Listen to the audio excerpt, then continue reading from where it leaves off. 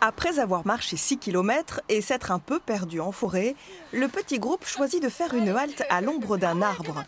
Au menu ce midi, sandwich, maquereau en boîte et pommes, le tout partagé dans la bonne humeur.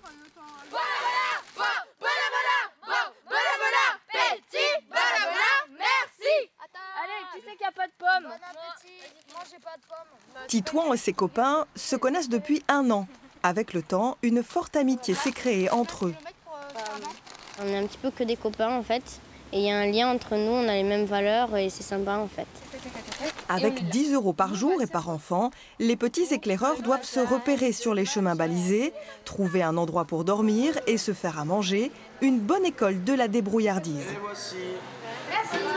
Bonne journée, au revoir.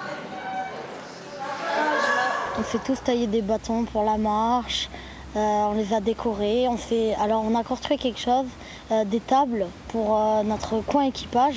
Donc on a construit cette table avec des bambous et des perches. On y apporte tous du nôtre et donc c'est notre travail commun. On leur apprend en fait à être autonomes et ils ont beaucoup plus de liberté d'action qu'ils peuvent en avoir au collège ou qu'ils peuvent en avoir peut-être des fois chez eux.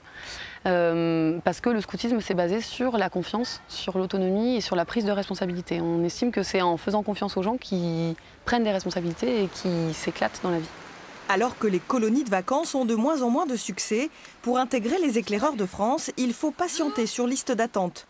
Ces enfants recherchent la vie dans la nature, l'autonomie et la solidarité, des valeurs qu'ils arborent fièrement autour de leur cou. Chaque groupe est clé, il a un foulard celui-ci, c'est celui du Volvestre, et il est jaune et noir parce qu'on lutte pour la cause des abeilles en fait. Les responsables restés au camp les appellent au moins 1 fois par jour pour prendre des nouvelles. Pas d'inquiétude pour Talia et ses copains, ce soir ils dormiront dans un parc municipal.